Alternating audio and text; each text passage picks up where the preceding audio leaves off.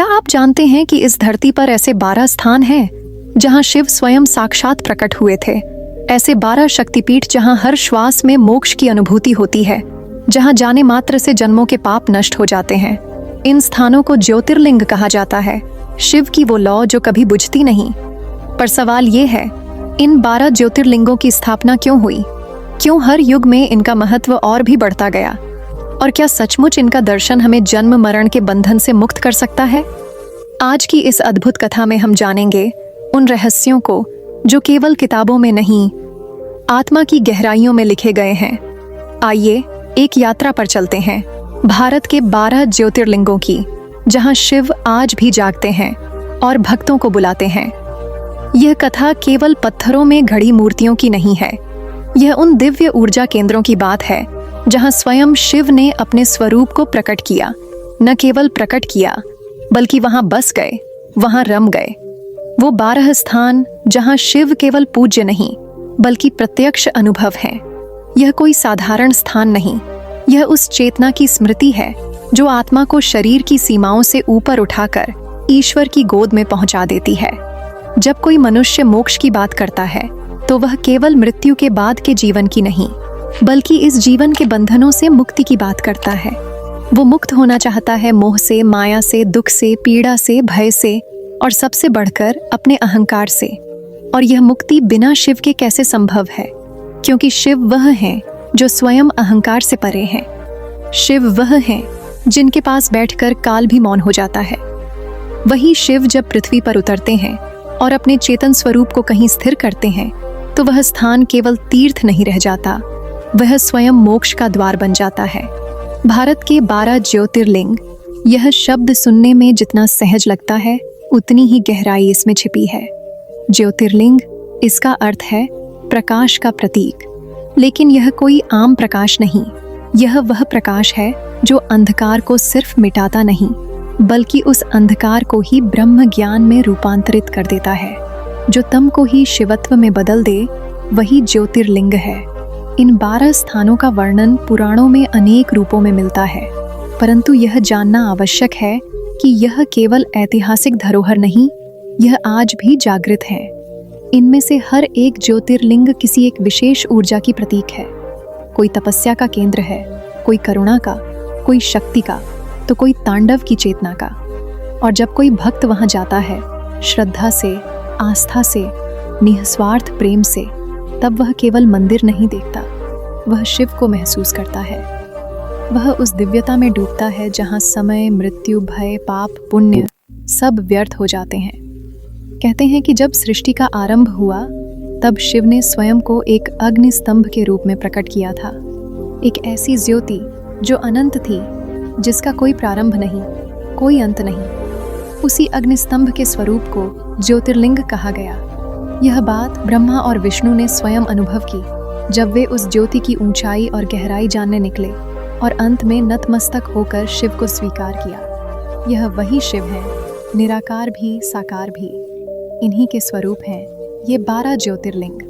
पहला ज्योतिर्लिंग सोमनाथ। गुजरात के सौराष्ट्र क्षेत्र में स्थित यह ज्योतिर्लिंग न केवल ऐतिहासिक दृष्टि से महत्वपूर्ण है, बल्कि आत्मिक दृष्टि से यह वह स्थान है जहां चंद्रमा ने तपस्या कर अपने श्राप से मुक्ति पाई थी। यह शिव का वह रूप है जहां वे करुणा से भरकर अपने भक्त को क्षमा करते हैं, उसे पुनः जीवन देते हैं। सोमनाथ हमें सिखाता है कि चाहे कितना भी पतन हो जाए, अगर आत्मा में पश्चाताप है और समर्पण है तो शिव कृपा अवश्य बरसती है। दूसरा ज्योतिर्लिंग मल्लिकार्जुन। आंध्र प्रदेश के श्रीशैलम में स्थित यह ज्योतिर्लिंग वह स्थान है जहां शिव और पार्वती स्वयं अपने भक्तों के बीच वास करते हैं। यह वह धाम है जहां शिव पिता और पार्वती माता बनकर अपने बालक रूपी भक्त को स्नेह देते हैं।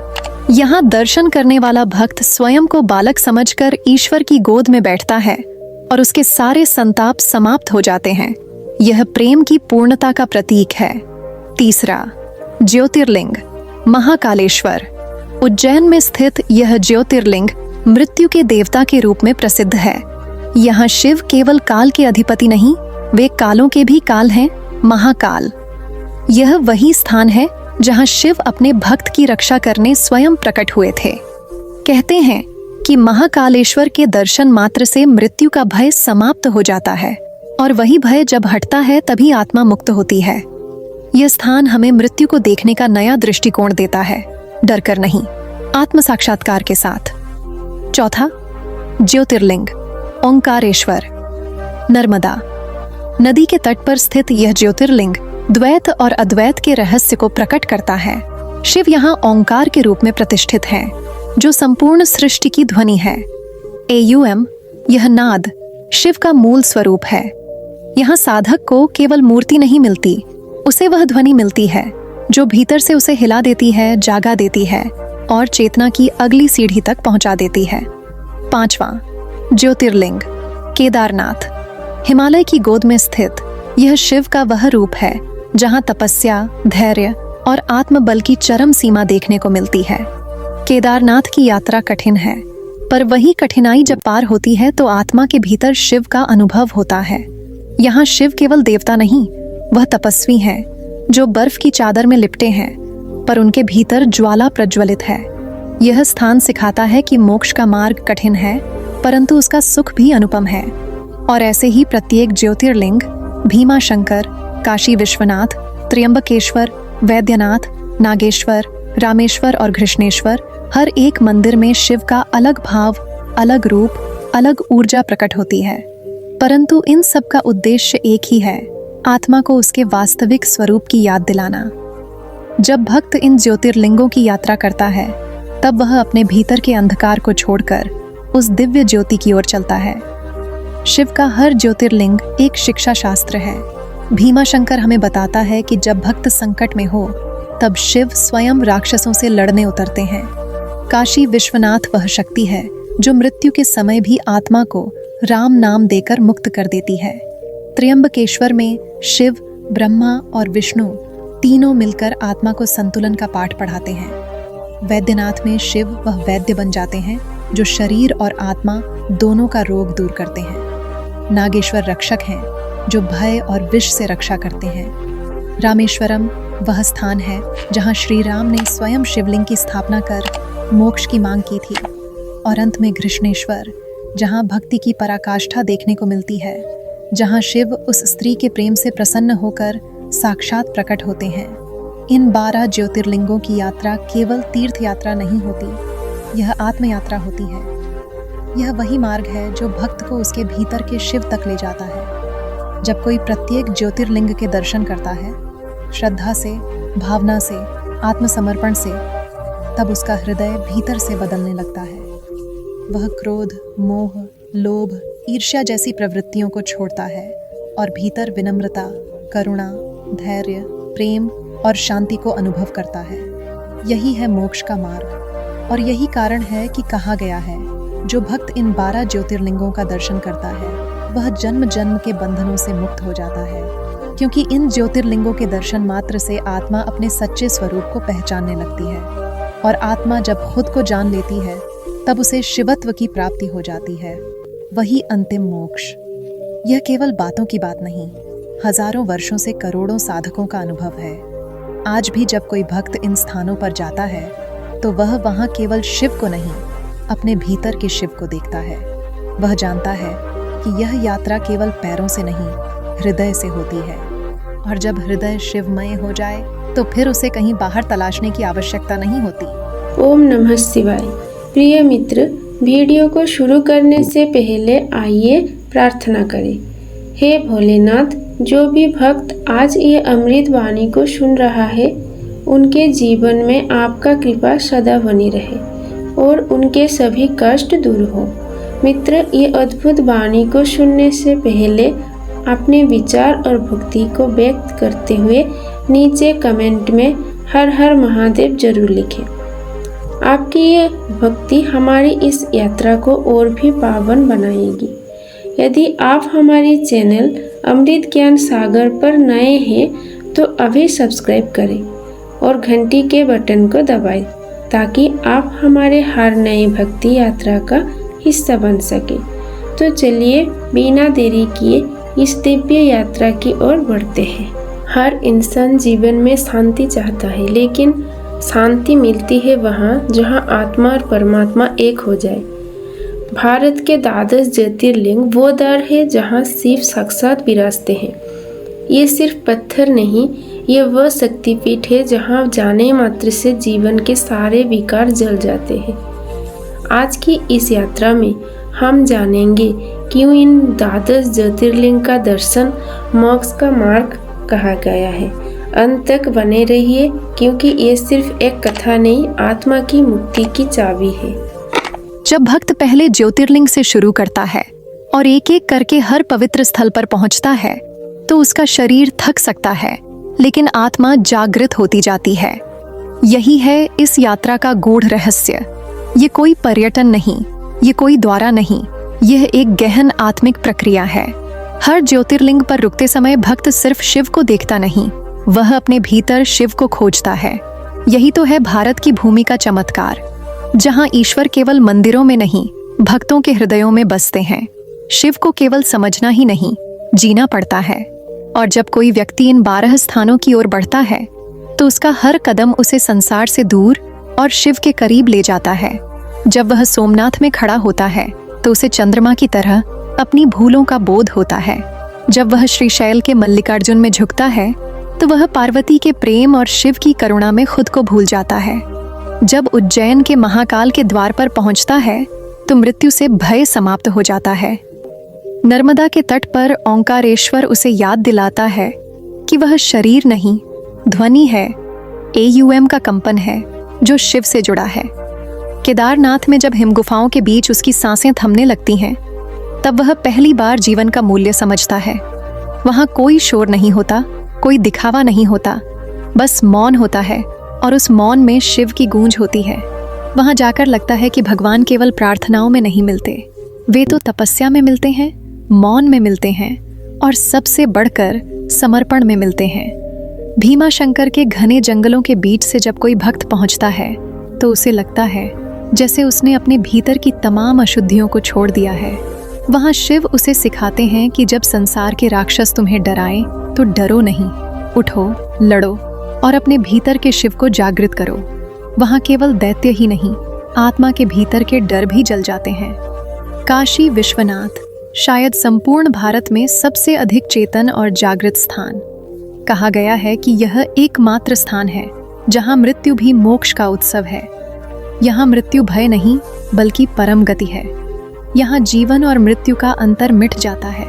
और जब शिव स्वयं मृत्यु के क्षण में तुम्हारे कानों में राम नाम बोले तो फिर किस बात का डर। यही तो है मोक्ष का चरम रूप। त्र्यंबकेश्वर में शिव 3 नेत्रों के साथ हमें ज्ञान, क्रिया और इच्छा की त्रिमूर्ति दिखाते हैं। जब कोई यहाँ दर्शन करता है तो उसे समझ में आता है कि ईश्वर केवल कृपा करने वाले नहीं, हमारे कर्म के भी संरक्षक हैं। यहाँ शिव तपस्वी हैं, वेदज्ञ हैं और साथ ही गृहस्थ भी हैं, एक पूर्ण जीवन का आदर्श। वैद्यनाथ वह धाम है जहाँ शिव स्वयं वैद्य बनते हैं। कहते हैं रावण ने यहाँ शिवलिंग को स्थापित किया था, लेकिन शिव की दृष्टि किसी के कर्म पर नहीं, उसकी भक्ति पर होती है। यहाँ शिव वह हैं जो आत्मा के रोग, पाप और पीड़ा को हर लेते हैं। यहाँ कोई केवल देह से स्वस्थ नहीं होता, वह आत्मा से भी शुद्ध होता है। नागेश्वर में जब भक्त प्रवेश करता है तो उसकी आत्मा को सुरक्षा का अनुभव होता है। यहाँ शिव उस विषधर के रूप में विराजमान हैं जो अपने भक्त के हर विष को खुद पी जाते हैं। यहाँ वह केवल त्रिनेत्रधारी नहीं, रक्षक हैं जो किसी भी संकट से भक्त को बाहर निकाल लेते हैं। जब मनुष्य संसार से थककर लौटता है और शिव के चरणों में शरण पाता है तो वही क्षण उसके जीवन की सबसे बड़ी उपलब्धि बन जाती है। रामेश्वरम यह वही स्थान है जहां श्री राम ने शिवलिंग स्थापित कर उनके आशीर्वाद से लंका विजय की थी। यह स्थल हमें सिखाता है कि चाहे हम भगवान के ही अवतार क्यों न हो, जब तक शिव की कृपा न हो कार्य सिद्ध नहीं होते। यहाँ शिव और राम के मिलन की दिव्यता से हर भक्त का हृदय भर आता है। यह स्थल समर्पण का, सेवा का और विनम्रता का प्रतीक है। कृष्णेश्वर अंतिम ज्योतिर्लिंग, परंतु इसका महत्व अंतिम नहीं। यह वह स्थान है जहां एक स्त्री की भक्ति से प्रसन्न होकर स्वयं शिव प्रकट हुए। यहाँ वह सिद्धांत स्थापित होता है कि शिव को पाने के लिए न विद्या चाहिए, न वैभव, न कोई कर्मकांड, बस सच्चा प्रेम चाहिए। यह स्थान हमें बताता है कि भक्ति अगर सच्ची हो तो शिव कहीं दूर नहीं, आपके हृदय के भीतर ही प्रकट हो जाते हैं। इन 12 स्थानों की यात्रा करने के बाद मनुष्य का हृदय परिवर्तित हो जाता है, उसके भीतर का तमस मिटता है और प्रकाश की ओर अग्रसर होता है। वो क्रोध में नहीं, करुणा में जीने लगता है, मोह से नहीं, आत्मज्ञान से अपने रिश्तों को देखता है। वह अब संसार में रहते हुए भी उससे ऊपर उठ जाता है। यही तो है मोक्ष, शरीर में रहकर भी शरीर से परे हो जाना। कई साधक कहते हैं कि इन 12 ज्योतिर्लिंगों का दर्शन करना जीवन की सबसे महान यात्रा है, पर मैं कहता हूँ यह यात्रा जीवन को स्वयं शिव बना देती है, क्योंकि शिव केवल पर्वतों पर नहीं, वो उन हृदयों में बसते हैं जो प्रेम और त्याग से भरे होते हैं। जब कोई इन ज्योतिर्लिंगों की यात्रा करता है तब वो धीरे धीरे अपने भीतर के रावण को मारता है और शिवत्व की ओर बढ़ता है। वह अपने भीतर के काम, क्रोध, मोह, लोभ, अहंकार, इन 5 शत्रुओं को हराता है और आत्मा की शांति को अनुभव करता है। भारत की यह परंपरा केवल पूजा की नहीं, अनुभव की है। यह ज्ञान की नहीं, साक्षात्कार की परंपरा है। और शिव, वो केवल पूजा के पात्र नहीं, वह साक्षात शांति के स्वरूप हैं। और जब कोई इन 12 ज्योतिर्लिंगों के दर्शन करके लौटता है तो वह केवल एक तीर्थयात्री नहीं होता, वह एक आर्षि होता है जिसने शिव को देखा, महसूस किया और पाया। मोक्ष कोई गूढ़ रहस्य नहीं, यह सरल प्रेम, सच्ची भक्ति और आत्मा की जागृति का परिणाम है। और ये सभी तत्व एकत्रित होते हैं जब कोई व्यक्ति शिव के चरणों में आता है, उन 12 ज्योतिर्लिंगों में, जहाँ शिव केवल मंदिरों में नहीं, हृदयों में प्रकट होते हैं। यह भारत की आत्मा है, जहाँ शिव की आराधना केवल कर्म नहीं, जीवन का उद्देश्य बन जाती है। जहाँ हर घाट, हर गुफा, हर पहाड़, हर नदी सब मिलकर यही गाते हैं, भोलेनाथ की जय हो, शिव शंकर की जय हो, हर हर महादेव। काश कोई जान पाता कि पृथ्वी पर ऐसा भी कोई स्थान है जहां भगवान खुद को सीमित करते हैं, जहां महाकाल स्वयं मूर्ति रूप में प्रकट होते हैं।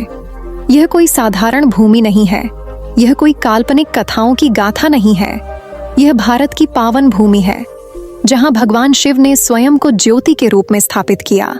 ये 12 ज्योतिर्लिंग सिर्फ शिव के प्रतीक नहीं हैं, ये वो द्वार हैं जो आत्मा को मोक्ष की ओर ले जाते हैं।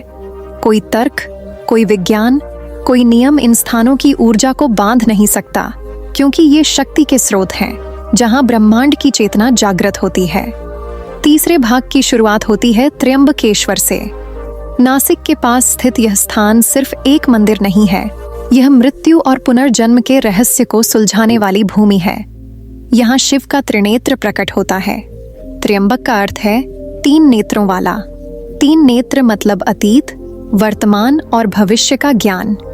इस ज्योतिर्लिंग के दर्शन से मानव को अपने पिछले जन्मों के पाप क्षय होते हैं।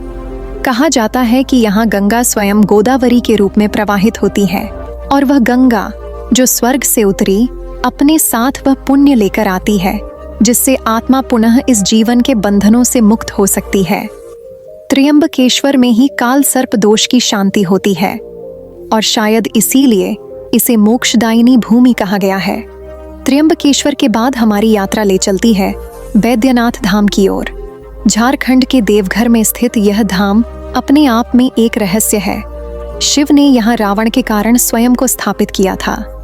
बैद्यनाथ वह स्थान है जहाँ भगवान शिव वैद्य के रूप में रावण की पीड़ा हरने के लिए प्रकट हुए। ये दिखाता है कि भगवान पापियों को भी अवसर देते हैं, क्योंकि शिव केवल त्रिलोकपति ही नहीं, करुणा के सागर भी हैं। इस ज्योतिर्लिंग में जाकर जो भी व्यक्ति अपने हृदय को खोलकर प्रार्थना करता है, शिव उसे रोग, दुख और जन्म मरण के बंधन से मुक्त कर देते हैं। वैद्यनाथ का ज्योतिर्लिंग शिव का वह रूप है जो हमें सिखाता है कि क्षमा, सेवा और सच्चा समर्पण ही मोक्ष की सीढ़ी है। इसके पश्चात अगला स्थान आता है नागेश्वर ज्योतिर्लिंग। यह द्वारका के पास समुद्र के तट पर स्थित है। नागेश्वर वह शिव है जो नागों के स्वामी हैं। यह प्रतीक है कि शिव केवल देवों के नहीं, असुरों, नागों और समस्त प्राणियों के ईश्वर हैं। यहाँ की गुफाओं में गूंजती हुई शिव मंत्र की ध्वनि हमें यह सिखाती है कि कोई भी आत्मा, चाहे कितनी भी विकृत क्यों न हो, यदि वह ईमानदारी से शिव की शरण में आ जाए तो वह भी मोक्ष का अधिकारी बन सकती है। नागेश्वर वह लिंग है जो सर्प के भय को हरता है, जो कुंडलिनी जागरण का प्रतीक है और जो आध्यात्मिक चेतना को जगाता है। अब यात्रा करती है रमेश्वरम की ओर, वह स्थान जहां राम ने शिवलिंग की स्थापना की थी। रमेश्वरम में स्थित ज्योतिर्लिंग, जिसे रामनाथ स्वामी कहते हैं, वह शिवलिंग है जिसे स्वयं विष्णु के अवतार राम ने स्थापित किया। जब राम ने रावण का वध किया तो उन्होंने ब्रह्म हत्या के दोष से मुक्ति पाने के लिए शिव की आराधना की। यही दिखाता है कि धर्म कितना भी उच्च क्यों न हो, जब तक उसके साथ तप, भक्ति और पश्चाताप न हो, तब तक मोक्ष अधूरा है। रमेश्वरम वह भूमि है जहां दो महान शक्तियां, शिव और विष्णु, एक हो जाती हैं। यहाँ जाकर जो भक्त सच्चे मन से प्रार्थना करता है, उसका जीवन केवल सफल ही नहीं होता, बल्कि वह आत्मा स्वर्ग और फिर शिवलोक तक की यात्रा कर सकती है। फिर आता है घृष्णेश्वर। यह वह स्थान है जो एक स्त्री की भक्ति से प्रकट हुआ। एलोरा की गुफाओं के पास स्थित यह ज्योतिर्लिंग दर्शाता है कि केवल वेद, तप और त्याग नहीं, सच्ची श्रद्धा और प्रेम से भी भगवान को पाया जा सकता है।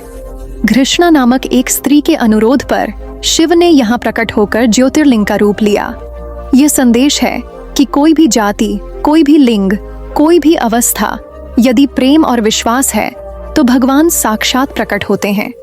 घृष्णेश्वर हमें सिखाता है कि भक्ति की शक्ति सबसे ऊंची है और वह आत्मा जो प्रेम से भगवान को पुकारती है, वह बंधनों से मुक्त होकर मोक्ष को प्राप्त करती है।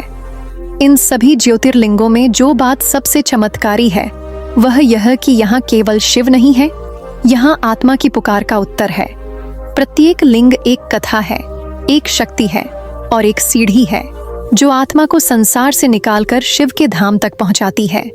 मोक्ष कोई दूरी नहीं है, यह एक स्थिति है और ये 12 ज्योतिर्लिंग वही स्थिति उत्पन्न करने की शक्ति रखते हैं। जब कोई व्यक्ति सच्चे मन से, विनम्रता से, अहंकार को त्याग कर इन स्थानों की यात्रा करता है तो वह केवल यात्रा नहीं करता, वह भीतर की गहराइयों में उतरता है और जब वह उतरता है तब उसे वहां शिव मिलते हैं, ज्योति रूप में, चेतना रूप में। ये 12 ज्योतिर्लिंग सिर्फ पत्थर नहीं है, ये जीवन की अंतिम मंजिल है, ये शिव के स्वरूप हैं, ये आत्मा की आहट पर खुलने वाले दरवाजे हैं। और जब आत्मा शिव के सम्मुख खड़ी होती है तो न वह फिर जन्म लेती है, न मरती है, वह शिव हो जाती है। यही है मोक्ष, यही है ज्योतिर्लिंगों का दर्शन। भारतवर्ष के विशाल हृदय में स्थित वह एक रहस्य है जिसे जानने के लिए जन्मों की यात्रा करनी पड़ती है, और वह रहस्य है शिव। शिव कोई साधारण देव नहीं, वह आदि है, वह अंत है, वह काल के पार हैं और वे ही वह शिव हैं जिनका अंश इन 12 ज्योतिर्लिंगों में न केवल विद्यमान है बल्कि साक्षात प्रकट होता है। जब एक भक्त इन 12 ज्योतिर्लिंगों की यात्रा करता है तो वह मात्र एक तीर्थ यात्रा नहीं करता, वह अपनी आत्मा के भीतर प्रवेश करता है, जैसे कोई अपने ही हृदय को खंगाल रहा हो। यह संसार एक भ्रम है, माया का जाल है, जहां हर कोई केवल अपने स्वार्थ में डूबा है, लेकिन ज्योतिर्लिंगों के दर्शन उस स्वार्थ को जलाकर भस्म कर देते हैं। जैसे ही कोई भक्त महाकाल की धरती उज्जैन पहुंचता है, वह समय की सीमाओं से परे एक क्षेत्र में प्रवेश करता है। वहां शिव काल नहीं, काल के भी महाकाल हैं। मनुष्य जो जन्म मृत्यु के भय में जीता है, वहां जाकर समझता है कि मृत्यु कोई अंत नहीं, केवल एक द्वार है जिससे आत्मा बाहर निकलकर शिव में लीन होती है। भक्त जब वेरावल के सोमनाथ पहुंचता है, जहां से इतिहास कई बार मिटाया गया लेकिन हर बार शिव का अस्तित्व और भी तेजस्वी होकर उभरा, तब उसे पता चलता है कि परमात्मा को कोई मिटा नहीं सकता। चाहे आक्रमण हो, चाहे कालचक्र, शिव हर युग में स्वयं को स्थापित करते हैं और सोमनाथ इसका जीता जागता प्रमाण है। यह केवल पत्थरों की रचना नहीं, यह उन असंख्य आंसुओं की कहानी है जो भक्ति में बहते हैं और शिव में समा जाते हैं। भीमा शंकर की गहराइयों में प्रवेश करने वाला कोई भी व्यक्ति केवल जंगल में नहीं भटकता, वह अपने भीतर के अंधकार को खोजता है। वह समझता है कि जीवन की सबसे बड़ी लड़ाई बाहरी दुनिया से नहीं, अपने भीतर के राक्षसों से होती है। और जब वह शिवलिंग के सामने खड़ा होता है, वह जानता है कि यह वही शिव है जिन्होंने राक्षस त्रिपुरासुर को मारा था, और अब वह भक्त की आत्मा से अज्ञान के अंधकार को समाप्त करने आए हैं। त्र्यंबकेश्वर में जब भक्त गंगा की धारा को शिव के पास झुकते हुए देखता है तो उसे समझ आता है कि ज्ञान, भक्ति और कर्म तीनों का समागम ही त्र्यंबक है। कोई केवल पूजा से नहीं, केवल ज्ञान से नहीं, केवल सेवा से नहीं, बल्कि इन तीनों से मिलकर ही शिव तक पहुंच सकता है। यह स्थान बताता है कि जब अहंकार का अंत होता है तभी परमात्मा की शुरुआत होती है। ओंकारेश्वर की गूंज में AUM का वह अनहद नाद गूंजता है जो सृष्टि की शुरुआत में था और जो अंत तक रहेगा। वहाँ की नर्मदा जब शिवलिंग की परिक्रमा करती है तो लगता है जैसे प्रकृति स्वयं शिव के चारों ओर नृत्य कर रही हो। इस ज्योतिर्लिंग में साक्षात ब्रह्म की सत्ता को अनुभव किया जा सकता है, जहाँ नाम और रूप से परे केवल शिव है, निराकार, निस्वार्थ और नित्य। केदारनाथ की ऊंचाइयों में जहाँ सांस भी कठिन हो जाती है, वहाँ पहुंचकर भक्त समझता है कि शिव तक पहुंचना आसान नहीं होता। तप, त्याग और पूर्ण समर्पण चाहिए। वहाँ के हिमालय जैसे स्थिर और शांत शिवलिंग को देखकर ज्ञात होता है कि भीतर की स्थिरता ही बाहरी चंचलता को शांत कर सकती है। केदारनाथ वो स्थान है जहाँ धरती और आकाश का मिलन होता है और बीच में खड़ा होता है एक तपस्वी जो अपने प्रभु को पाने के लिए सब कुछ छोड़ देता है। विश्वेश्वर यानी काशी के शिव वो हैं जो मृत्यु को भी जीवन बना देते हैं। काशी वह भूमि है जहाँ स्वयं काल शिव के चरणों में झुकता है। यहाँ यह अनुभूति होती है कि जो कुछ भी इस संसार में है वह क्षण भंगुर है, लेकिन शिव शाश्वत है। जब कोई काशी विश्वनाथ के सामने खड़ा होता है तो वह केवल एक भक्त नहीं रहता, वह स्वयं को शिव के समर्पण में खो चुका होता है। यही वह बिंदु है जहाँ से मोक्ष की यात्रा आरंभ होती है। नागेश्वर के शिव को देखकर ज्ञात होता है कि जब जीवन में संकट के नाग फुफकारते हैं तब केवल शिव ही हैं जो हमारी रक्षा करते हैं। यह ज्योतिर्लिंग हमें डर से बाहर निकालता है, साहस देता है और विश्वास कराता है कि जब तक शिव हमारे भीतर हैं, कोई भय, कोई दुख, कोई आपदा हमें हिला नहीं सकती। रायेश्वर या वैद्यनाथ यह वही स्थान है जहां रावण ने अपना सिर अर्पण किया था। भक्ति और भोग के बीच का अंतर यहाँ स्पष्ट होता है। कोई रावण की तरह भक्ति कर सकता है, लेकिन उसका अहंकार उसे नष्ट कर देता है। वैद्यनाथ यह सिखाता है कि शिव को केवल समर्पण चाहिए, न कि प्रदर्शन। जब तक व्यक्ति मैं से नहीं मुक्त होता, तब तक वह शिव को नहीं जान सकता। रामेश्वरम वह स्थान है जहाँ राम ने शिव की स्थापना की। यहाँ यह प्रतीक है कि धर्म के मार्ग पर चलते हुए भी शिव का साथ आवश्यक है। जब भगवान राम, जो स्वयं विष्णु के अवतार थे, शिव को पूजते हैं तो यह सिद्ध हो जाता है कि शिव से बड़ा कोई नहीं। रामेश्वरम की लहरें जो कभी राम के चरणों से छूकर चली थीं, आज भी भक्तों को पवित्र करती हैं। कृष्णेश्वर जो अंत में आता है, वास्तव में अंत नहीं है। वह तो उस आरंभ का संकेत है जहां से आत्मा एक बार फिर से शिव में विलीन होती है। यह वह स्थान है जहां अज्ञान की ग्रंथि टूटती है और श्रद्धा, विश्वास और भक्ति का समर्पण जन्म लेता है। यह हमें बताता है कि चाहे हम कितनी भी दूर भटक जाएं, अंततः हमें शिव के चरणों में लौटना ही होता है। इन 12 ज्योतिर्लिंगों की यात्रा एक बाहरी यात्रा नहीं, यह एक आंतरिक यात्रा है। यह आत्मा की उस पुकार का उत्तर है जो अनंत काल से शिव को ढूंढ रही थी। यह यात्रा बताती है कि जब तुम मोह, माया और अहंकार की सभी परतें हटा देते हो, तब अंततः तुम्हें केवल एक ही सत्य दिखता है, शिवोहम, मैं ही शिव हूँ। यही मोक्ष है, यही मुक्ति है, यही वह सर्वोच्च अनुभव है जिसके लिए मनुष्य जन्म लेता है। और 12 ज्योतिर्लिंग वह 12 द्वार हैं उस एक परम सत्य की ओर।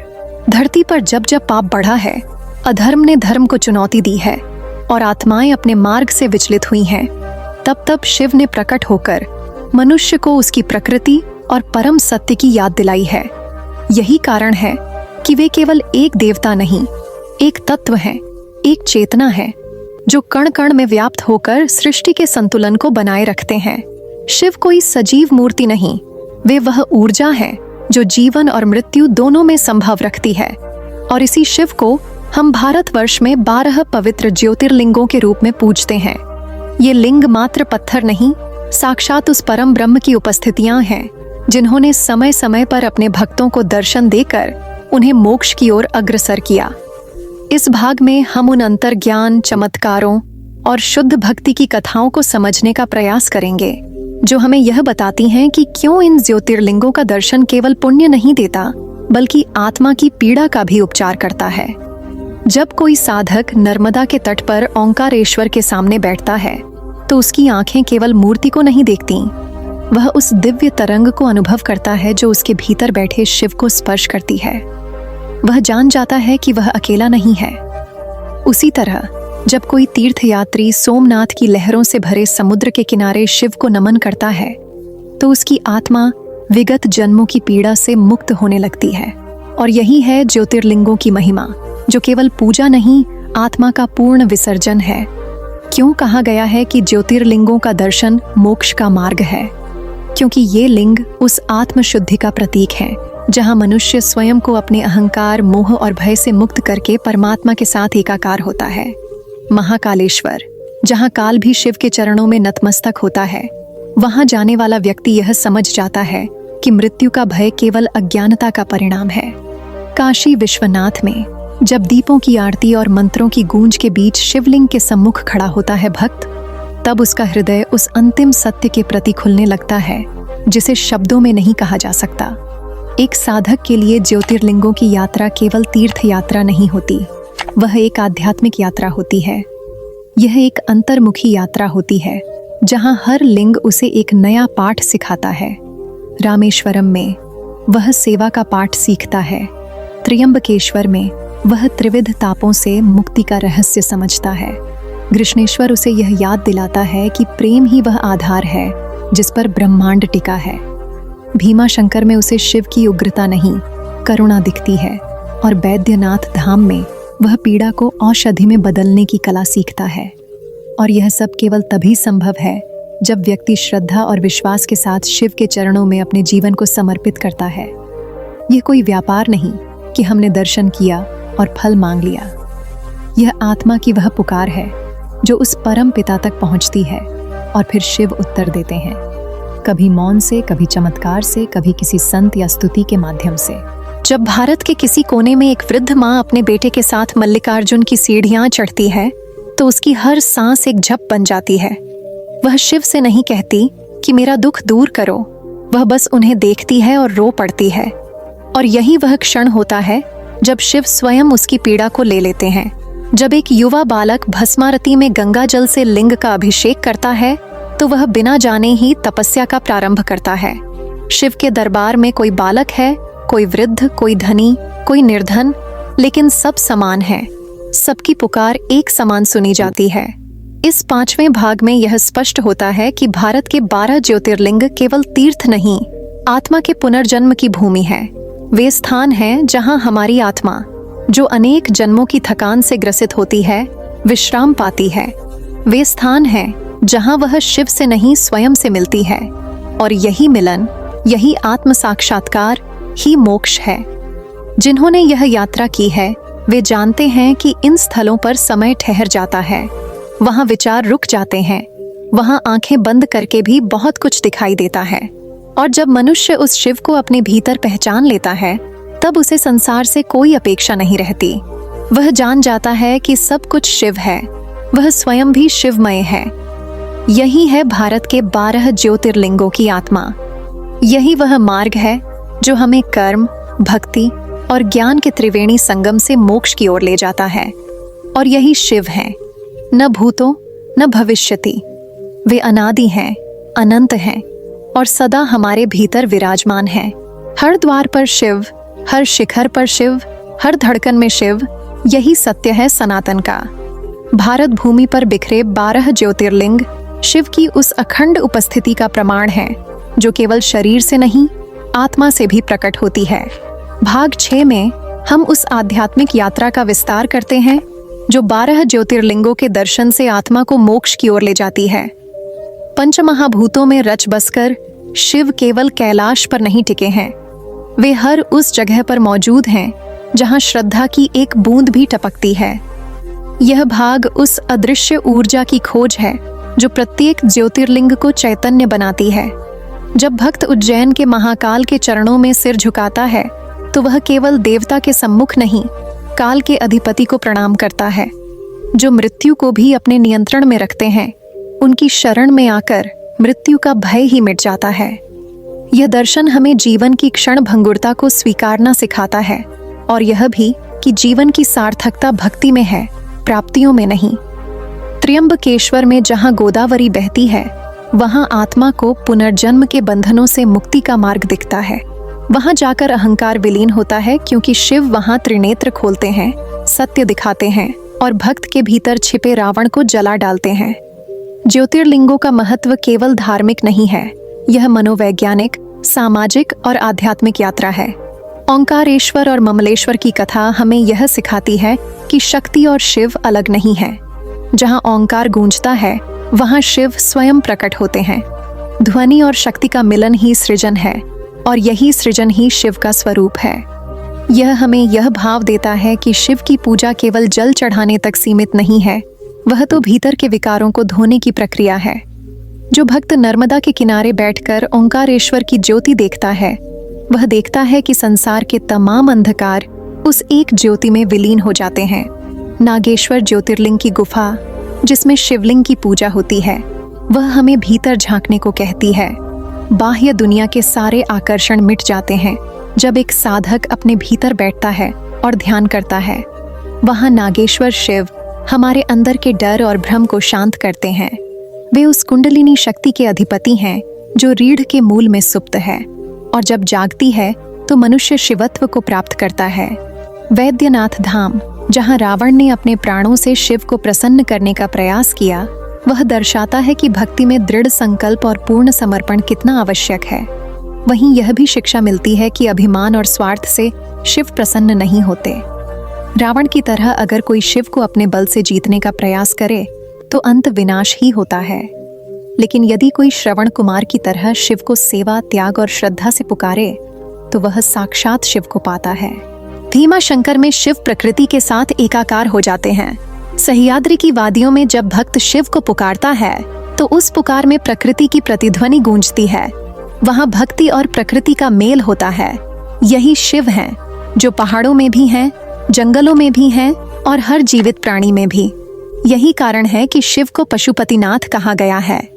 जो समस्त प्राणियों के रक्षक हैं, वो हिंसा नहीं, करुणा सिखाते हैं। सोमनाथ के खंडहर शिव की अटलता की गवाही देते हैं। सैकड़ों बार तोड़े जाने के बाद भी वह मंदिर खड़ा है। यह संदेश है उस आत्मबल का जो भक्ति से उत्पन्न होता है। भक्ति की शक्ति इतनी है कि वह समय की परीक्षा में भी अडिग रहती है। यही शिवत्व है, हर विनाश के बाद पुनः सृजन। जीवन में जब सब कुछ छिन जाए, तब भी अगर भीतर शिव बचे हैं तो सब कुछ फिर से पाया जा सकता है। कौलेश्वर और घृष्णेश्वर की कहानियां हमें यह बताती हैं कि शिव केवल तपस्वियों के नहीं, गृहस्थों के भी आराध्य हैं। जो अपने परिवार, समाज और कर्तव्यों को निभाते हुए भी शिव की आराधना करता है, वह भी उतना ही योग्य है जितना कोई सन्यासी। यह सनातन धर्म की सुंदरता है, जहाँ तप और प्रेम दोनों को एक ही स्तर पर स्वीकार किया गया है। शिव का मार्ग वैराग्य का नहीं, संतुलन का मार्ग है। शिव तांडव करते हैं लेकिन ध्यान में भी लीन होते हैं। वे संहारक हैं लेकिन पालनकर्ता भी। वे निर्गुण भी हैं और सगुण भी। यही द्वैत और अद्वैत का रहस्य है जो केवल ज्योतिर्लिंगों की यात्रा से ही समझ आता है। 12 ज्योतिर्लिंग, 12 अध्याय, 12 अनुभव, लेकिन एक ही उद्देश्य, मोक्ष। मोक्ष केवल मृत्यु से नहीं, मोह से, भ्रम से, अहंकार से। इस भाग में हम यह समझते हैं कि शिव की शरण में आने का अर्थ केवल मंदिर जाना नहीं, अपने भीतर के विकारों को पहचानना और उन्हें समाप्त करना है। यही आत्मा का सच्चा जागरण है। जब कोई साधक 12 ज्योतिर्लिंगों की यात्रा पर निकलता है तो वह शरीर से नहीं, आत्मा से यात्रा करता है। हर पड़ाव पर वह कुछ छोड़ता है, कहीं मोह, कहीं क्रोध, कहीं ईर्ष्या, कहीं भ्रम। और जब वह 12वां ज्योतिर्लिंग देख लेता है तो वह स्वयं भी शिव हो जाता है, निर्भय, निर्विकार, निर्वेद और मुक्त। शिव का दर्शन अंत नहीं, आरंभ है। एक ऐसी यात्रा का आरंभ जो बाहर से भीतर की ओर जाती है। यह भाग उसी भीतर की यात्रा का निमंत्रण है, जहां दीप नहीं जलता, ज्योति प्रकट होती है और आत्मा शिव के साथ एकाकार हो जाती है। समय धीरे धीरे आगे बढ़ता रहा। कैलाश पर्वत के शांत वातावरण में भगवान शिव की उपस्थिति मानो एक चिरंतन शांति का स्रोत बन गई थी। उन्हीं की महिमा को लिए जब हम भारत के 12 ज्योतिर्लिंगों की बात करते हैं तो हम केवल पत्थर के मंदिरों का वर्णन नहीं कर रहे होते, बल्कि उन शक्तिपीठों की चर्चा कर रहे होते हैं जहां स्वयं शिव ने अपनी चेतना का अंश प्रकट किया है। हर ज्योतिर्लिंग मोक्ष की यात्रा का एक द्वार है। ये मंदिर केवल तीर्थ नहीं, आत्मा के शुद्धिकरण का माध्यम है। भाग 7 में हम इस आध्यात्मिक यात्रा को उसी दिव्यता में ढालते हैं जिसमें श्रद्धा और आस्था साथ चलती है। कहते हैं कि शिव को पाना है तो अपने भीतर के विकारों का समर्पण करो। यह समर्पण ही है जो ज्योतिर्लिंगों के दर्शन को इतना विशिष्ट बनाता है। सोमनाथ से लेकर रामेश्वर तक यह यात्रा न केवल भारत को जोड़ती है बल्कि आत्मा और परमात्मा के मिलन की राह भी प्रशस्त करती है। जब भक्त त्र्यंबकेश्वर की सीढ़ियों पर चढ़ते हैं तो वो केवल मंदिर की ऊंचाई नहीं नापते बल्कि अपने भीतर की गहराई को भी छूते हैं। ऐसा ही अनुभव महाकालेश्वर में होता है, जहां मृत्यु का भय शिव की उपस्थिति में जीवन की महत्ता में परिवर्तित हो जाता है। ज्योतिर्लिंगों की शक्ति इतनी दिव्य है कि वहां केवल जाना ही मन की सारी अशांति को दूर करने में सहायक होता है। वहां की हवा, वहां की घंटियों की ध्वनि, वहां के पुजारी की आशीर्वचन, सब कुछ आपको किसी और लोक में पहुंचा देता है।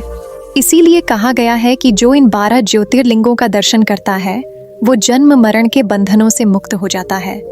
वो शिव को अपने भीतर पाता है।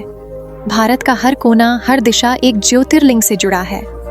उत्तर में केदारनाथ, दक्षिण में रामेश्वरम, पश्चिम में सोमनाथ और पूर्व में वैद्यनाथ। इन 4 दिशाओं में बसी ये ज्योतिर्लिंग केवल स्थूल मंदिर नहीं बल्कि ब्रह्मांडीय ऊर्जा के 4 स्तंभ हैं जो सृष्टि को संतुलित रखते हैं। जब आप भीमा शंकर की गुफाओं में प्रवेश करते हैं तो वहां का अंधकार भी दिव्यता से भरा होता है। ऐसा प्रतीत होता है कि खुद शिव उस अंधकार में निवास करते हैं और वही अंधकार अंततः प्रकाश की ओर ले जाता है। कृष्णेश्वर मंदिर की दीवारों पर शिव पार्वती के विवाह की कहानियां अंकित हैं। हर चित्र, हर मूर्ति एक कथा कहती है। एक भक्त जब इन चित्रों को देखता है तो उसे केवल इतिहास नहीं दिखता, उसे अपने जीवन का मार्गदर्शन मिलता है। वही मार्गदर्शन है जो उसे आत्मा की शुद्धि की ओर ले जाता है। ज्योतिर्लिंगों की यही विशेषता है कि वे बाहरी तीर्थ नहीं, आंतरिक अनुभूति के केंद्र हैं। वहां जाना, वहां बैठकर ध्यान करना, शिव का नाम जपना, यह सब मिलकर उस आत्मिक अनुभव को जन्म देते हैं जिसकी तलाश में हर जीव भटकता है। अगर आप नागेश्वर ज्योतिर्लिंग के दर्शन करें तो आपको पता चलेगा कि समुद्र की लहरें भी वहां शिव का मंत्र जपती प्रतीत होती हैं। शिव का त्रिशूल वहां केवल एक शस्त्र नहीं बल्कि भक्त की रक्षा का प्रतीक बन जाता है। वहीं पर शिव का डमरू ब्रह्मांडीय ध्वनि का रूप बनकर हर जड़ चेतन में शिव की उपस्थिति का संकेत देता है। ऐसा लगता है जैसे शिव हर कण में व्याप्त हैं और ज्योतिर्लिंग केवल उनका संकेत भर है। ओंकारेश्वर ज्योतिर्लिंग, जहां शिव और शक्ति का मिलन होता है, वहां भक्त का हृदय भी समर्पण में पिघल जाता है। जब नर्मदा की धाराएं शिवलिंग को छूती है तब ऐसा प्रतीत होता है कि प्रकृति स्वयं शिव को प्रणाम कर रही है। यही समर्पण, यही प्रेम, यही एकत्व हमें मोक्ष की ओर ले जाता है। रामेश्वरम, जहां श्री राम ने शिवलिंग की स्थापना की थी, वहां केवल शिव नहीं बल्कि राम की भक्ति भी बसती है। यह स्थान जो एक धर्म के 2 महान स्तंभों राम और शिव का संगम है, वहां जाकर कौन मोहित नहीं होगा। वहां की रेत, वहां की हवा, वहां की हर लहर में राम और शिव की मित्रता, प्रेम और समर्पण का अनुभव होता है। रामेश्वरम में जब आप शिवलिंग पर जल चढ़ाते हैं तो ऐसा लगता है कि आप अपने सारे पापों को बहा रहे हैं और आपकी आत्मा शुद्ध होकर शिव में विलीन हो रही है। ज्योतिर्लिंगों की यह यात्रा केवल एक तीर्थ यात्रा नहीं है, यह एक साधना है। यह आत्मा के विकास की यात्रा है। जैसे जैसे आप एक एक ज्योतिर्लिंग के दर्शन करते हैं, वैसे वैसे आपके भीतर की मूर्छित चेतना जागृत होती है। आपके भीतर का अज्ञान धीरे धीरे हटता है और आप शिव के साक्षात दर्शन के अनुभव में प्रवेश करते हैं। हर ज्योतिर्लिंग की अपनी एक कथा है, अपनी एक विशेषता है और अपना एक संदेश है। यह संदेश केवल पौराणिक नहीं, वर्तमान के लिए भी उपयोगी है। यही संदेश है विनम्रता, भक्ति, सत्य, संयम और समर्पण। और जब कोई जीव इन गुणों को अपनाता है तभी वह मोक्ष के योग्य बनता है। यही कारण है कि 12 ज्योतिर्लिंगों का दर्शन मोक्ष का मार्ग माना गया है। शिव कोई बाहरी देवता नहीं है, वे हमारे भीतर के साक्षी हैं। वे हमारे क्रोध को शांत करने वाले, हमारे अहंकार को पिघलाने वाले और हमारी आत्मा को प्रकाशित करने वाले हैं। उनकी यह ज्योतिर्लिंग रूपी उपस्थिति हमें यही सिखाती है कि अगर हम अपने भीतर की ज्योति को प्रज्वलित करें तो जीवन में हर अंधकार स्वतः दूर हो जाएगा। इस 7वें भाग में हम यह भी अनुभव करते हैं कि शिव केवल मंदिरों में नहीं, हर जगह है। लेकिन इन 12 ज्योतिर्लिंगों में उन्होंने अपने आप को विशेष रूप से जागृत किया है ताकि हम जैसे साधारण भक्त भी उनकी अनुभूति कर सकें। और जो एक बार इस अनुभूति को प्राप्त कर लेता है वह फिर कभी इस संसार के मोह में नहीं फंसता। वह शिव में रम जाता है, शिवमय हो जाता है और यही उसकी मुक्ति होती है। भारतवर्ष की पावन भूमि पर जब जब धर्म की हानि होती है तब तब स्वयं ब्रह्म परमेश्वर अनेक रूपों में प्रकट होते हैं। वे कभी राम बनते हैं, कभी कृष्ण, और जब संहार की आवश्यकता होती है तो वे स्वयं शिव रूप में आकर समय का संतुलन स्थापित करते हैं। 12 ज्योतिर्लिंग न केवल उनके शरीर के प्रतीक हैं बल्कि उनके अनादि अनंत अस्तित्व के जीवंत साक्ष्य हैं। ये वही स्थान है जहां शिव ने स्वयं को धारण किया, जहां वे कालातीत हुए और जहां साधक को मोक्ष का द्वार दिखता है। सावन का महीना जब धरती पर आता है तो ये कोई सामान्य ऋतु नहीं होती। ये वह समय होता है जब प्रकृति स्वयं शिव को पुकारती है। वर्षा की हर बूंद भक्तों के हृदय में छिपे उस समर्पण को बाहर निकालती है जो शिव को अर्पण करना चाहता है। हर मंदिर, हर ज्योतिर्लिंग, हर शिवलिंग उस विराट को प्रकट करता है जो ध्यान में मौन है और ध्वनि में भी पूर्ण है। भक्त जब सोमनाथ के तट पर खड़ा होकर समुद्र की लहरों के बीच शिव की आहट सुनता है तब उसे लगता है जैसे सृष्टि का आदि वहीं से प्रारंभ हुआ था। महाकाल के मंदिर में जब वो आरती देखता है तो उसे समय की गति रुकती हुई प्रतीत होती है। केदारनाथ की ऊंचाइयों में जब वह सांस लेता है तो ऐसा लगता है जैसे स्वयं ब्रह्म की गोद में बैठा है। यह कोई भ्रम नहीं, यह आत्मा की वह यात्रा है जो उसे ईश्वर से जोड़ती है। ज्योतिर्लिंगों की यह कथा केवल तीर्थ की यात्रा नहीं है, यह आत्मा की वापसी है उस स्रोत की ओर जहां से वह आई थी। बाबा वैद्यनाथ का स्पर्श केवल रोग निवारण नहीं करता, वह हृदय की पीड़ा भी हरता है। मल्लिकार्जुन में जाकर जब कोई नमन करता है तो वह केवल पत्थर को नहीं पर ब्रह्म को स्पर्श करता है। ओंकारेश्वर की ध्वनि में AUM का जो नाद गूंजता है वह शरीर की नहीं, चेतना की यात्रा है। शिव के इस स्वरूप में वह शक्ति है जो मृत्यु से परे है। कभी सोचा है शिव ने स्वयं को लिंग रूप में ही क्यों प्रकट किया? क्योंकि लिंग वह प्रतीक है जहां से निर्माण प्रारंभ होता है और वहीं समापन भी। वह आदि है और अनंत भी। जब हम 12 ज्योतिर्लिंगों के दर्शन करते हैं तो हम समय, जीवन, मृत्यु और पुनर्जन्म के उस चक्र को समझने लगते हैं जिसे हम सामान्यतः नहीं देख पाते। यह दर्शन आत्मा के लिए वह झरोखा खोल देता है जहां से प्रकाश की धार निकलती है और वही है मोक्ष का प्रवेश द्वार। वृत्तांतों में आता है कि जो व्यक्ति जीवन में एक बार भी सच्चे हृदय से इन 12 ज्योतिर्लिंगों का दर्शन करता है वह जन्म मरण के बंधनों से मुक्त होने लगता है। क्योंकि शिव केवल पूजनीय नहीं है, वे परम गुरु हैं। वे केवल संहारक नहीं हैं, वे आत्मा के संरक्षक हैं। जब रावण ने कैलाश को उठाया तब शिव ने उसे यहीं ज्योतिर्लिंग रूप में रोक दिया। यह बता दिया कि कोई भी शक्ति अगर शिव से विमुख हो जाए तो उसका पतन निश्चित है। शिव की भक्ति में जब तांडव होता है तो वह केवल नृत्य नहीं, ब्रह्मांड का दोलन है। जब शांति होती है तो वह केवल ध्यान नहीं, परम शून्यता है। और जब कोई भक्त उनके चरणों में गिरता है तो वह केवल दया नहीं, निर्वाण प्राप्त करता है। यही कारण है कि 12 ज्योतिर्लिंगों की यात्रा एक साधारण यात्रा नहीं, आत्मा की वापसी है। कभी कोई गरीब बच्चा जब भीमा शंकर मंदिर की सीढ़ियां चढ़ता है तो उसके भीतर एक आत्मबल जागता है जो कहता है, अब मुझे कोई नहीं रोक सकता क्योंकि मेरे साथ स्वयं महादेव हैं। यह विश्वास ही शिव का वरदान है। यही कारण है कि ज्योतिर्लिंग केवल तीर्थ नहीं, वह ध्रुव तारा है जो भटकी आत्माओं को दिशा देते हैं।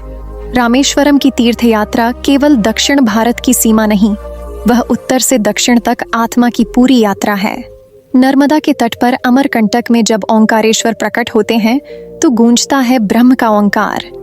नागेश्वर में जब साधक ध्यान करता है तो उसकी कुंडलिनी जागृत होती है, वह ऊर्जा प्रवाहित होती है जो उसे सात्विक बनाती है। इस भाग में हम देखते हैं कि शिव के प्रत्येक ज्योतिर्लिंग में एक गूढ़ संकेत है। सोमनाथ में समय, महाकाल में मृत्यु, केदारनाथ में शरण, भीमाशंकर में शक्ति, त्र्यंबकेश्वर में त्रिकाल, वैद्यनाथ में आरोग्य, नागेश्वर में संरक्षण, ओंकारेश्वर में ध्वनि, मल्लिकार्जुन में शक्तिपिता, रामेश्वर में प्रायश्चित, घृष्णेश्वर में गृहस्थ धर्म और विश्वेश्वर में संपूर्णता। जो व्यक्ति इन संकेतों को आत्मसात कर लेता है वह जीवन में केवल लक्ष्य नहीं पाता, उसे वह प्राप्त हो जाता है जो लक्ष्य से भी परे है, मोक्ष। और यही तो उद्देश्य है मानव जन्म का, कि वह शिव को पहचाने, उनकी ज्योति को आत्मा में स्थापित करे और उसी ज्योति में विलीन हो जाए। मनुष्य के जीवन में जब असहायता की गूंज आत्मा तक पहुंचती है, जब सारे साधन चुक जाते हैं और सारे प्रयास निष्फल प्रतीत होते हैं, तब वह मौन में भगवान को पुकारता है। उस मौन पुकार में एक ऐसी शक्ति उतरती है जो न केवल उसकी पीड़ा को समझती है बल्कि उसे मोक्ष के द्वार तक ले जाती है। यही वो शक्ति है जो शिव के 12 ज्योतिर्लिंगों में साक्षात विराजती है। शिव के प्रत्येक ज्योतिर्लिंग की अपनी कथा है, अपनी दिव्यता है और अपने भीतर समाहित एक मार्ग है जो आत्मा को भौतिक भ्रम से निकालकर उस शाश्वत सत्य की ओर ले जाता है जिसे हम मोक्ष कहते हैं। श्री केदारनाथ की गुफाओं से लेकर सोमनाथ की लहरों तक और वैद्यनाथ के औषधीय तेज से लेकर रामेश्वरम के तटों तक, शिव अपने हर स्वरूप में केवल पूजनीय नहीं है, वे मार्गदर्शक हैं। भारत की पुण्य भूमि पर स्थित ये 12 शिवलिंग उस महाशक्ति के प्रतीक हैं जो जन्म, मृत्यु और पुनर्जन्म के चक्र को पार कर मोक्ष प्रदान करती है। कहते हैं कि आत्मा जब बार बार जन्म लेती है तो हर बार उसे नया शरीर मिलता है, नई चेतना, नया नाम और नई पहचान, परंतु एक ही रहता है उसका संबंध अपने सच्चे स्वरूप से, अपने ईश्वर से। और वह ईश्वर जब भक्त को बुलाता है तो वह उसे ज्योति के माध्यम से रास्ता दिखाता है, ज्योतिर्लिंग के रूप में। भाग 9 की यह यात्रा उस बोध को प्रकट करती है जहां दर्शन केवल आंखों से नहीं होता, वह अंतरात्मा से होता है। इस भाग में हम उन तीर्थ यात्रियों की बात करते हैं जो अपने जीवन की संध्या में सब कुछ त्याग कर शिव के दर पर पहुंचते हैं। हम उन गृहस्थों की बात करते हैं जो कर्म में लिप्त होकर भी परमात्मा की खोज नहीं छोड़ते, और हम उन सन्यासियों की बात करते हैं जो आत्मचिंतन में रत होकर केवल शिव की एक झलक के लिए वर्षों तप करते हैं। शिव के 12 ज्योतिर्लिंग केवल पत्थर नहीं है, वे संकल्प हैं, श्रद्धा हैं और भक्ति की उस पराकाष्ठा का प्रतीक है जहां पहुंचकर आत्मा यह जान लेती है कि वह केवल शरीर नहीं, वह अनंत चेतना है जो शिव में लीन होकर ही पूर्णता को प्राप्त करती है। मोक्ष कोई स्थान नहीं, वह एक स्थिति है, एक ऐसी स्थिति जहां न राग है, न द्वेष, न भय है, न मोह, न अज्ञान है, न भ्रम। वहां केवल शिव है, निर्विकल्प, निराकार और साक्षात। और यही निर्विकल्प भाव जब भक्त के हृदय में प्रकट होता है तभी उसे दर्शन होता है, किसी ज्योतिर्लिंग का नहीं बल्कि अपने भीतर बसे शिव का। भाग 9 में यह कथा उन आत्माओं की यात्रा है जिन्होंने इन 12 धामों की यात्रा के माध्यम से स्वयं को जाना। यह उन पथिकों की कहानी है जिन्होंने शिव की उपस्थिति केवल मंदिरों में नहीं, अपने कर्म, ध्यान और सेवा में अनुभव की।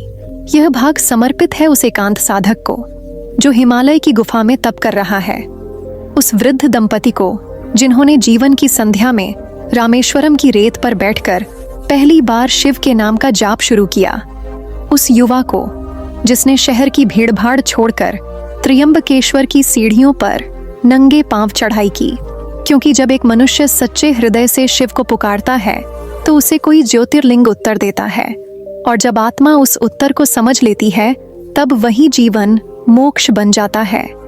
यही है भारत के 12 ज्योतिर्लिंगों की लीला, यही है शिव की दिव्य योजना। जब सावन का महीना आता है तब केवल बारिश नहीं होती, बल्कि एक आध्यात्मिक वर्षा होती है। यह वर्षा मन के भीतर तक उतर जाती है। यह वह समय होता है जब भगवान शिव की आराधना केवल एक परंपरा नहीं रह जाती, बल्कि एक साधना बन जाती है, एक आत्म परिष्कार की प्रक्रिया बन जाती है। हमने इस संपूर्ण श्रृंखला में देखा कि कैसे सावन सोमवार का हर एक क्षण, चाहे वो शिवलिंग पर जल अर्पण हो, बेलपत्र चढ़ाना हो या व्रत और उपवास रखना हो, केवल कर्म कांड नहीं बल्कि आत्मा की यात्रा के पड़ाव हैं।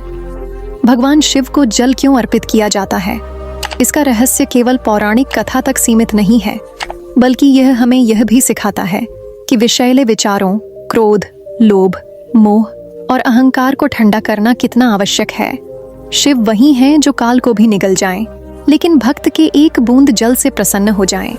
सावन में जब गगन से जल बरसता है, तब मानो स्वयं प्रकृति शिव के अभिषेक में लीन हो जाती है और हमें भी आमंत्रण देती है कि हे मनुष्य, तू भी अपने भीतर के शिव को जगा, तू भी अपने कर्मों से अभिषेक कर, तू भी पावन हो।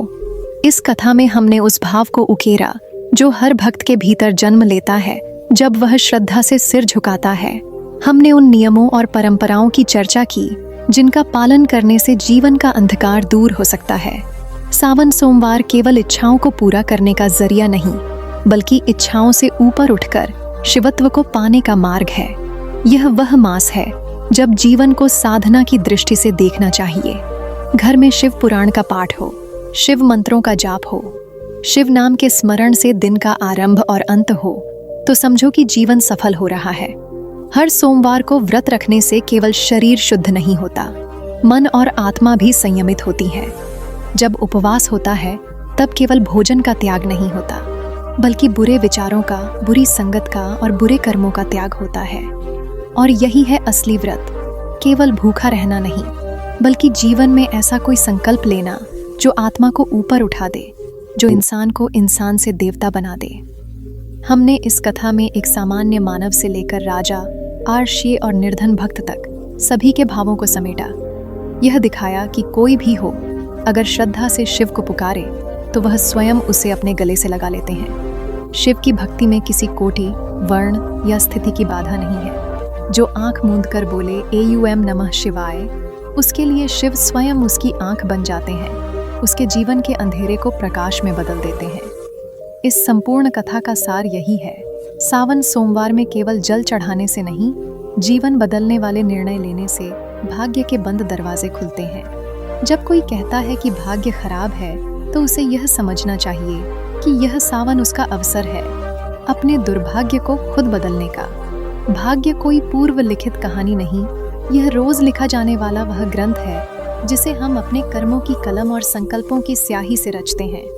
अंत में यह कथा केवल सावन या सोमवार की नहीं रही, यह तो आत्मा के जागरण की रही। यह उस भाव की रही जो शिव के चरणों में ले जाती है।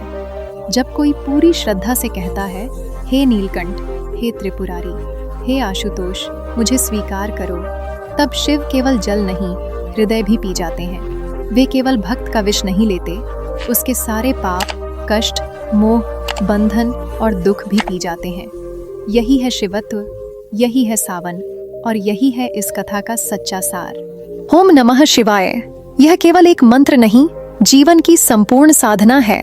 इसे जपो, इसे जियो, इसे अनुभव करो, तभी तुम जान पाओगे कि क्यों सावन में शिव हंसते हैं, क्यों वर्षा की हर बूंद अमृत बन जाती है, और क्यों एक भक्त की एक बूंद जल भी भगवान के हृदय को छू लेती है। यही अंतिम सत्य है। भगवान को पाने का सरलतम मार्ग केवल भावनाओं की सच्चाई है। इस सावन में शिव को केवल पूजो मत, शिव को अपने भीतर जियो, तब जीवन की हर पीड़ा, हर प्रश्न और हर अंधकार समाप्त हो जाएगा। यही इस कथा का संपूर्ण और दिव्य सारांश है। तो साथियों, भारत के ये द्वादश ज्योतिर्लिंग केवल पत्थर के टुकड़े नहीं हैं, ये वो दिव्य ऊर्जा है जहाँ शिव स्वयं साक्षात विद्यमान है। इनका दर्शन न सिर्फ हमारे जीवन के पापों को हरता है, बल्कि आत्मा को मोक्ष की दिशा में अग्रसर कराता है। जो श्रद्धा से सिर झुकाता है, उसे शिव अपनी कृपा से ऊपर उठाते हैं। जिन्होंने इन द्वादश ज्योतिर्लिंग के दर्शन हृदय से कर लिए, उन्होंने मोक्ष की राहों पर पहला कदम रख दिया। ये केवल मंदिर नहीं, शिव की साक्षात उपस्थिति है, जहाँ आत्मा को शांति और परम सत्य की अनुभूति होती है। अगर आपको ये ज्ञानपूर्ण यात्रा पसंद आई हो तो चैनल को सब्सक्राइब करें, वीडियो को लाइक करें और कमेंट करके बताएं कि आपको सबसे ज़्यादा आकर्षित करने वाला ज्योतिर्लिंग कौन सा है। हर घर में शिव का आशीर्वाद बना रहे, यही हमारी शुभकामना है। अगर आपके मन में आज भी शिव के प्रति भक्ति की लौ जल रही है, अगर आपको लगता है कि हर अंधेरे में कहीं ना कहीं शिव का उजाला है, तो इस वीडियो को सिर्फ मत देखिए, उसे उस तक पहुंचाइए जो अपने जीवन में शिव को भूल गया है।